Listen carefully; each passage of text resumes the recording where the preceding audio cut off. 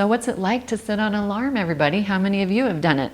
Here's some things I've heard from people in the past and experienced myself.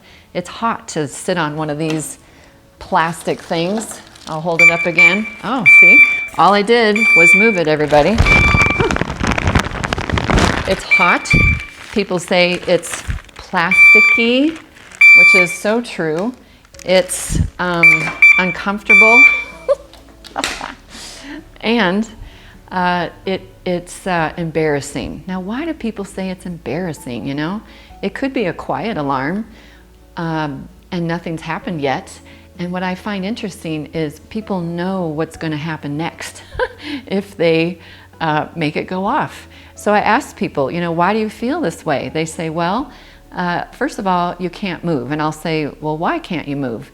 And then someone says, because you'll set it off.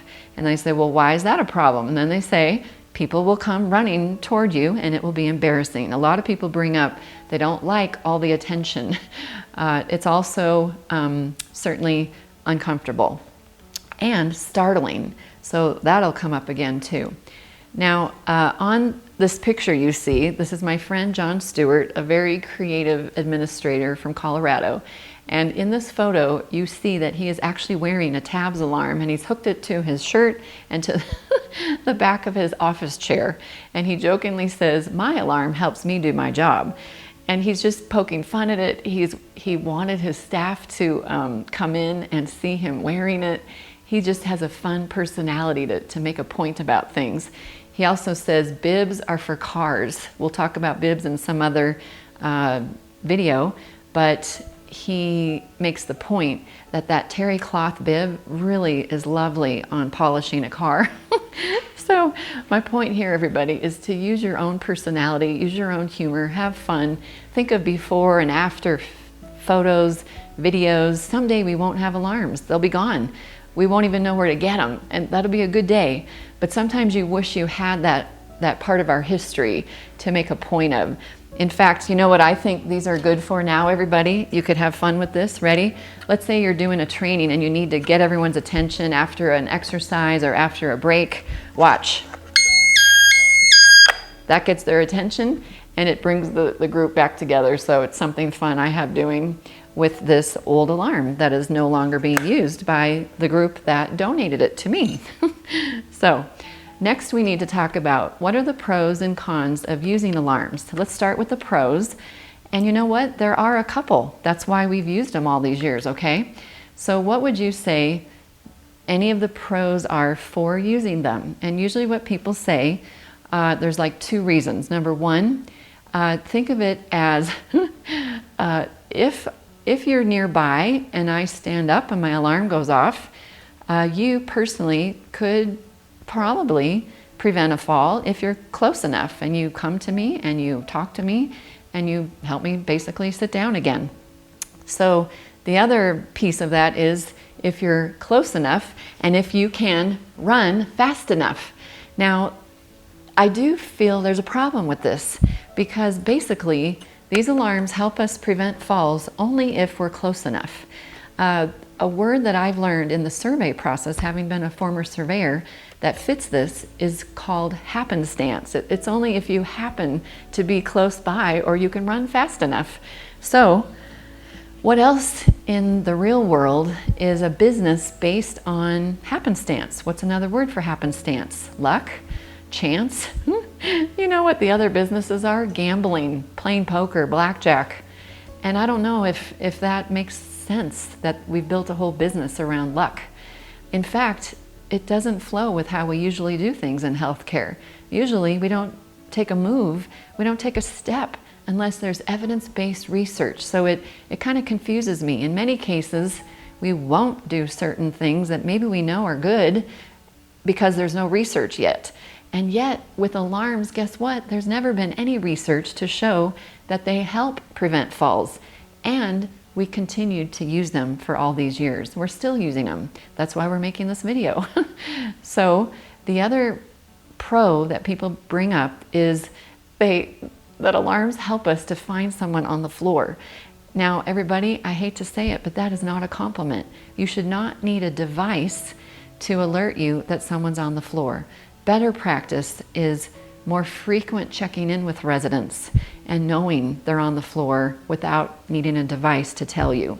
We will get to those better practices in subsequent videos. So, as far as I know, those are about the 2 pros of alarms. And what you need to start considering is, are those 2 pros worth all the cons that are coming up if you chose to continue using them?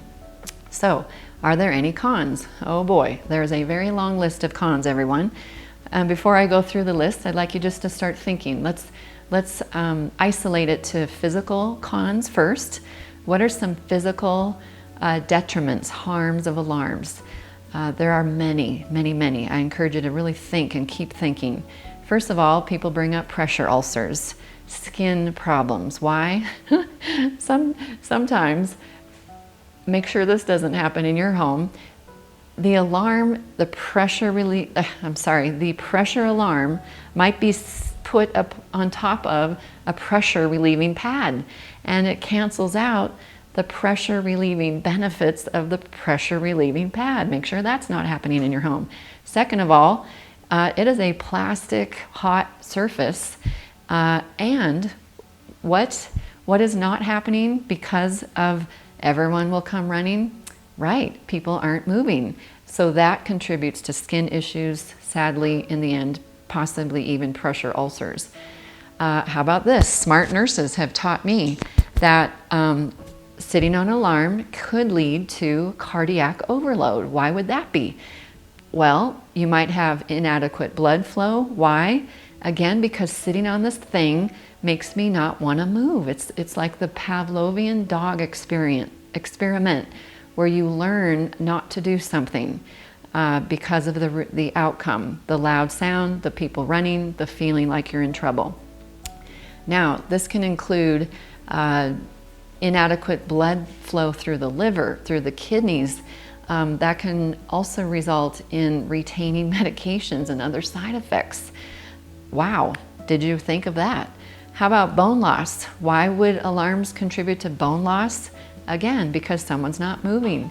Now we don't have nutrients and oxygen being transported and good elimination of waste. How about edema? Why would there be pooling of edema? Again, I'm not moving. I've learned not to move so much because the alarm will go off. Now we have pooling of fluids, pooling of blood. This can lead to venous ulcers, to pain, to cellulitis. That can lead to hospitalization. That can be life-threatening. Why? Because of the alarm. How about malnutrition? That's on the list, everybody. Why would sitting on an alarm possibly lead to malnutrition? Why? We think the main reason is because of depression. If you can't move and if you feel funny about being run to, like you're in trouble, it could actually lead to depression, which can also lead to malnutrition. Here's another reason. If I learn not to reach for my water or my food, which is a little out of my reaching distance for some reason, that too could lead to malnutrition. All right, what else do we have? Contractures. Why? Again, I might not move like I should move because of the alarm. Next, we have increased infection, other infection like UTIs, again, because someone's not moving enough. There's more, everybody. Physical cons, constipation, all this not moving and not having systems flow like they should. And then the constipation could lead to fecal impaction. That's very bad. We all know that.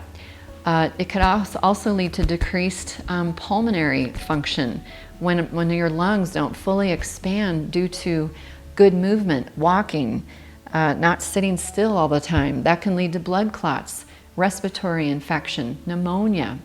How about decreased muscle strength? If you sit too much, if you don't move enough, yep, once again, here comes immobility, causing weakness.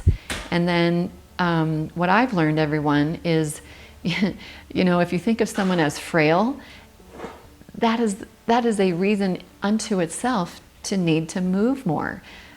You see, like, we shouldn't think that frail means someone should not move. That's actually a reason for people to move more. And then, of course, decreased balance. Why would alarms contribute to decreased balance? Again, because someone's not moving more, moving enough, standing. working on their balance. And a study that I read said that 41% of falls happen during weight shifting. And so all the more reason to help people work on their balance and certainly not diminish their balance because of an alarm.